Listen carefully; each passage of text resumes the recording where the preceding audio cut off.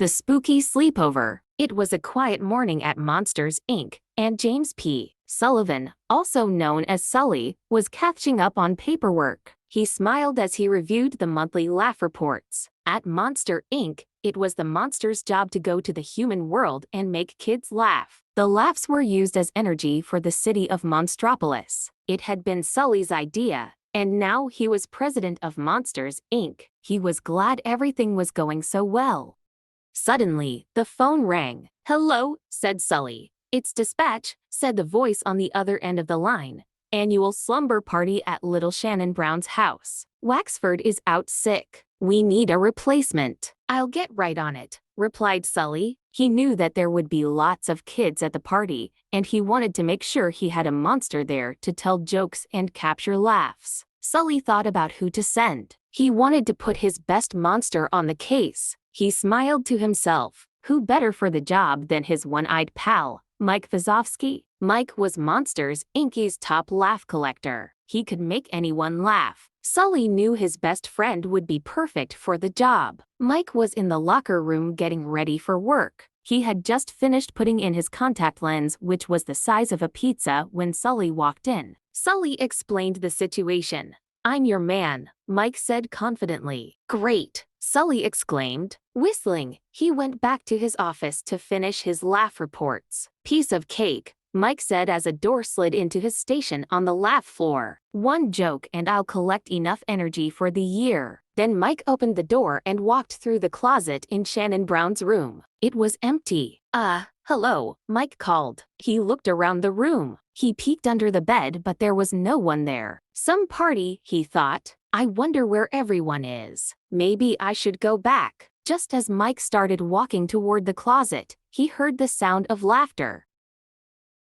"All right, now we're in business," Mike exclaimed. "Kids, prepare to laugh." Just then, thunder cracked across the sky, and a flash of lightning lit up the dark room. Mike jumped. If there was one thing he didn't like, it was a thunderstorm. "I'm okay, I'm fine," Mike shouted. Then he ran to the closet door to return to the factory. Mike jiggled the doorknob, but it just opened into the closet, not the laugh floor at Monsters, Inc. There was no way out. Mike soon realized that lightning must have struck the door and broken it. Don't panic," he told himself, his voice shaking. He knew he had to find the slumber party and another closet door fast. Otherwise, who knew how long he'd be stuck there?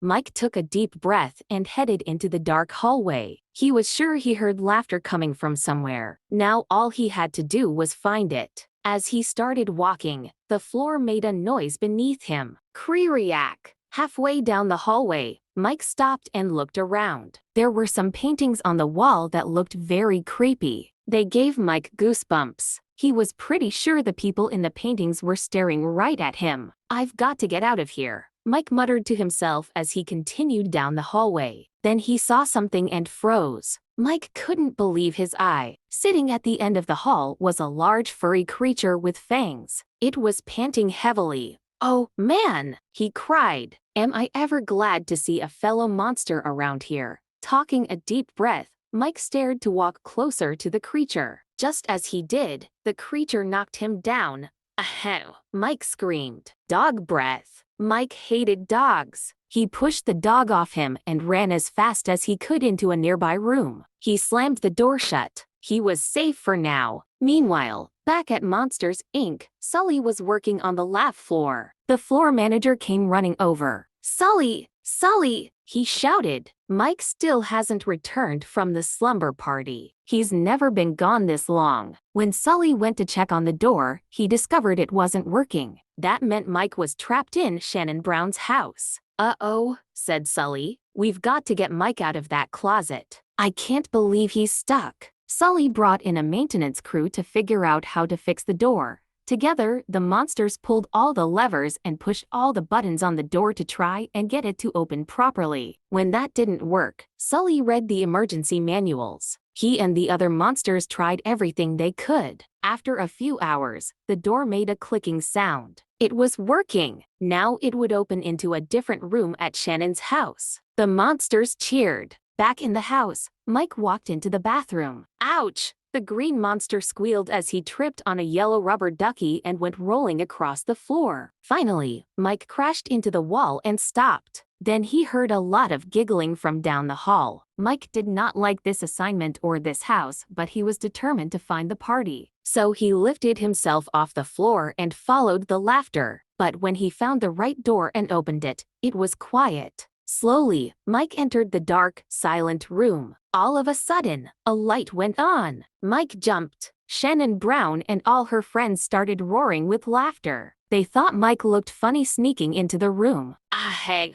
Mike was so frightened that he couldn't stop yelling ... at that exact moment. The closet door opened, and Sully burst into the room. When he heard Mike, he started screaming, too. Then he and Mike jumped toward each other and huddled together. The girls at the slumber party laughed and laughed. A big blue monster with purple spots hugging a one-eyed little green monster was one of the funniest things they had ever seen. Mike and Sully looked at each other and smiled. Then Mike jumped to the floor, and they both took a bow. The kids cheered. "Looks as if our work here is done," Sully said. He and Mike headed through the closet door and back to the Monsters, Inc. laugh floor. They had filled so many canisters with laughs that Mike was named the top laugh collector that day. "I was never scared for a second," said Mike, hoping Sully would believe him. "Me neither, buddy," Sully replied, his big furry fingers crossed behind his back. "Me neither."